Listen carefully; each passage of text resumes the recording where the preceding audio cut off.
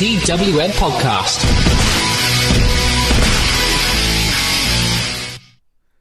The major talking point of this week's Impact was at the end, after the show had finished, as a video aired of a man watching a news report detailing about a certain company that had released a whole host of superstars mid-pandemic, then images of ex-Impact stars such as Eric Young, Luke Gallows, Carl Anderson, Rockstar Spard, EC3, Mike and Maria Kanellis, all that stuff showed up on the screen. They then announced the Slammiversary was going to be on in July of this year. A little interesting tidbit, and I'm going to give a shout out to Mike for this because he brought this up to me, which is quite clever of Impact, be it accidentally or on purpose.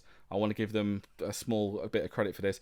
The date of the pay-per-view is at 1 minute past midnight. So the day that occurs, so as soon as it hits 1 minute past midnight, the no compete clause ends, which is very, very, very clever from old Impact. It's clever. Very, very clever. I like it. Also, like, they're the guy in the video. I personally think it's EC3. A lot of people are saying it could be Aiden English. It just makes sense for them to bring EC3 back. Like, yeah. I've got this booked in my mind that it's going to be EC3 that beats Moose for that TNA title at Slammiversary. Like, he's a right guy for it. It worked very, very well. But we saw all the names. We went through them. Eric Young, Gallows and Anderson, Spud, EC3. Well, Spud, probably not, because he's re-signed with NXT. If you want to hear our opinions on that, listen to the Wednesday Night War. Also, there might be a little bit of an editorial about that, because not a big fan at all of the way that they have kind of used firing as a storyline. But, digress. Like, out of all these people, who would you like to see kind of come back to Impact? Who would have the most impact returning? I see what you did there. Yeah, clever. I don't know, because I feel like the certain company that they are talking about made a huge mistake when they let all of this talent go. So, honestly, I want them all to go back.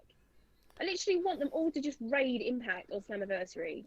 Just all be like, yo, listen, bitch. Like, someone did mention a really, really, like, funny thing of them all coming back as a faction called, like, Future Endeavors and turning up in Impact and just destroying the place, which would be great, but I feel like it'd be too much of them being like AEW have taken the market now of, like, constantly, like, poking at WWE.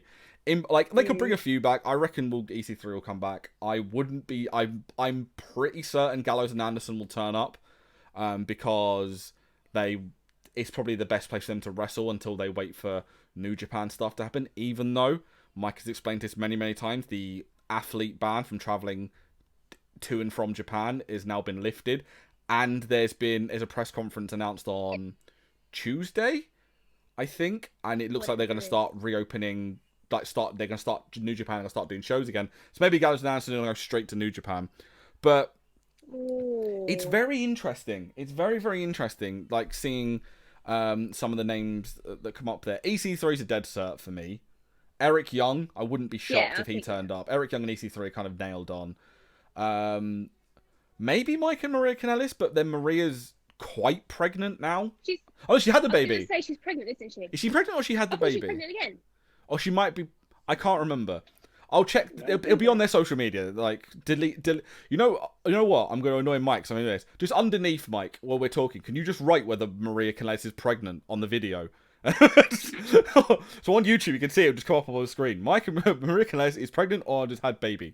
But yeah, no, it actually comes up on Google if you type it in. One of the questions is, who is Maria Kanellis' baby daddy? That people believe that WWE storyline is correct and accurate. But yeah, no, it's very interesting. If they bring in a whole host of people on that show, I would be very, very interested in how that develops and how that plays out. And also, AEW just like lost. Impact have lost Brian Cage to AEW. So to bring EC3 in would fill that gap quite nicely going forward. Actually, to bring in a bit of breaking news into this, this came up on Twitter literally before we started recording, that Impact have announced they are announcing the future of the Impact World Championship this Tuesday, because obviously, if you didn't know, they taped another bunch of episodes of Impact. Tessa wasn't there again. Whether it was she was unable to get there or she didn't want to travel.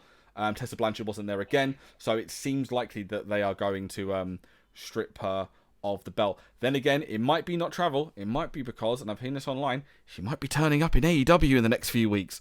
So, which is something that I don't really understand, because why would you want to go from being the world, like across both genders, the world champion of a promotion, to being like in a women's division that isn't doing that well? But then again, that could be the entire... I was speaking to Shirley about this. That could be the entire point, that she wants to go there and elevate that division. But at the same time, she's going to go from wrestling everyone to going to a company where the guy who runs AEW, Tony Khan, has said that he's not doing intergender. So... yeah. It's a weird one. Very, very strange. Breaking down barriers to then taking a step back and not breaking down. Yeah, because I want to make it sound like it's a demotion for her to go back, like to go and do the women's division in AEW, because it's it's a bigger company, but it seems a bit of a sideways step rather than going forward in your career. Yeah. So we'll have to see. Considering the fact that you literally just made history. Yeah. Seems a bit of a weird move to make. Yeah, definitely. Well, in other things that happened on Impact, there was a pair of number one contendership matches. The Rascals became number one contenders to the Impact Tag Team Championships, beating TJP and Fallah Bahh. Not going to talk about TJP's comments from this last week. The less said about them, the better. But I will talk about this match, because the match between the Rascals and TJP and Fallah Bahh was really entertaining. Really, really entertaining. Yeah, no, I enjoyed this one. It was actually one of the first. It wasn't like, because I like TJP, don't get me wrong, but he does get a little bit repetitive. Yeah. But I actually really enjoyed this match. It wasn't so repetitive. We like TJP, the wrestler. The person on social media is a dick. But like, it was funny at the start. I did enjoy Fallah Bahh doing the thing at the start where like they went to shake hands, and he went, no, elbows, and then Deds and the Rascals just went, we're wrestling, why does it matter? And then I like the spot where where TJP's like, I want to start, and tried to push Fallah Bahh back and doesn't work. But then they got into some great wrestling. Fallah Bahh hit a Hadouken, which genuinely popped me, which was a lovely spot. But then on the flip side, the main event, what happened was you had Ace Austin versus Trey, Impact number one contendership, Impact title number one contendership on the line. Trey gets attacked backstage. Wentz then comes out and says, you attacked my friend, I want to punch you in the throat, blah, blah, blah. And then they just go, you're going to face him in this number one contendership match. And no one knows whether he's replacing Trey in the match, or if he wins, that Trey's going to get the title shot, or is Wentz going to get the title shot. This just seemed like Russo TNA. It was way overbooked for what we all expected, which was Ace Austin winning. Like, we all knew Ace Austin was going to win, because it made sense for him, because he's on the on the way up, whereas Trey's kind of there and he's working his way up. This was the elevation to the world heavyweight title scene that Ace Austin needed. But to do all that around the houses stuff, Kim, just seemed a little bit unnecessary, counterproductive. It was just dragged out. It kind of made it seem that they were trying to waste time. A little bit, yeah. It did seem a little bit time wasty. I'll agree with you on that one. Also, did Ace really attack Trey? Are they going to go with a storyline where it was someone else that attacked Trey, mate? And they go with a different storyline.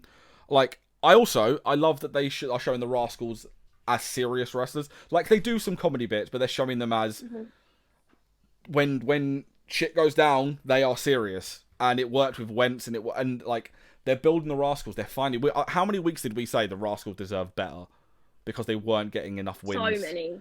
And pretty sure people were sick of hearing us say it. Yeah, the Rascals deserve better, and now they're getting more, which is really, really great. It was a good match between Wentz and Ace. I will give them that. We did get the note of Ace being offered the TNA title shot by Moose at the start of the show. However, with all the stuff that's gone on in the last few hours in regards of, is Tessa there? Are they going to change the championship? It might be semi-redundant at this point. Other bits that happened on Impact. Michael Elgin threw a strop at not being number one contender, even though he lost. He's like, I'm not number one contender. I'm a big angry Canadian man. And he got murked by Ken Shamrock. Tasha Steelz and Kira Hogan went over Kylie Ray and Susie. Kira Hogan's one of my favourites. I'm a big fan of Kira Hogan. One, because her theme song slaps. And also, her and Tasha Steelz are just a really, really good team. I just like them just dancing to the ring, being really, like, just obnoxious in the best possible heel way. And we're going to give some more love to Susie in this match. Because Susie, Sue Young, who plays the character of Susie in this, has got down this, like, person perfectly. Like, did you see the bit? Kylie Ray's going for the tag. And Sue doesn't know what a tag is, so she just starts waving. It was brilliant. So good. Because she's like, oh, hi, how are you waving? It's great. I adore that tag team. It's so good. Right. This review has been kind of, we give praise and then we take away, we criticize, because love the tag match. The booking for the main event was good. Love the stuff between Susie and Kylie Ray and stuff. Last week, we praised them for making the right choice and having OVE join Joseph P. Ryan. And then they've fucking split up OVE. Why? Why would you split them up? I have no words. It's aggravating. Like they've put the more charismatic member of OVE with Joseph P. Ryan. He beat Crazy Steve. And they split them up, which was no point, unless they are going to have down the road that maybe that kick brainwashes Dave Crist and they end up there together anyway. Again, it just seems a bit around the houses to kind of get to that point. You might as well just have them join. It was well done. Like, you could see that Dave Crist almost could see that his brother was getting brainwashed. So he was like, we don't need to do this, don't need to do this. And then he was like, you have to make sacrifices. And then he kicks him and it was great. I did laugh at Crazy Steve at the start of this match where he just starts pointing at Joey Ryan and going, you're the dick guy, which is, I want more wrestlers to kind of clock that. They don't realise it's a new T-shirt coming soon. What, you're the, if they had a crowd there, that would be a chant that would be started, wouldn't it? It'd be, you're the dick guy, and then the claps. The other thing to note is, it seems like, by the way, they've not mentioned, like, the other part of cancel culture for about a month. Like, RVD's not been mentioned at all. Oh, yeah. And he was, like, a big part of it. We were really, like, we loved heel RVD and his ridiculous midlife crisis shenanigans.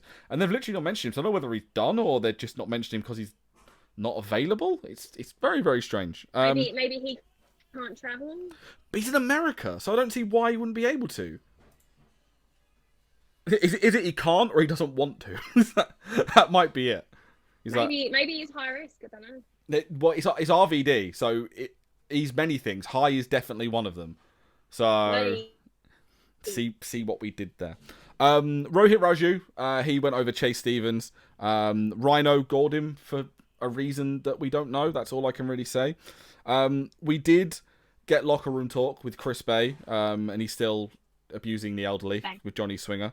Because he keeps Johnny Swinger kept interrupting all of Madison Ray's questions, and then declared him and Chris Bay the Finesse and Bench Press Express, which is a tremendous name. And also, amazing. I did laugh at the fact that he called Madison Rain Madison Square Garden Rain, which was so dumb but so funny. And also, I agree with Madison Rain, because I have the same problem as Johnny Swinger, which is I too say brother way too much to people all the time. So, is what it is. We also see Rosemary and Johnny Bravo. They went on a walk. Rosemary tries to seduce Bravo by just undoing her top. Route 1. Route 1 flirting, you would call it there. But then Taya called, so it brought an end to that. We're going to get Deonna Purrazzo next week, and she cut a really, really good promo. Very, very good. I loved it. And Jordan Grace is back. She was here for the next set of tapings. She's going to face Taya next week. So potentially, I think going forward... Back to work, and I was like...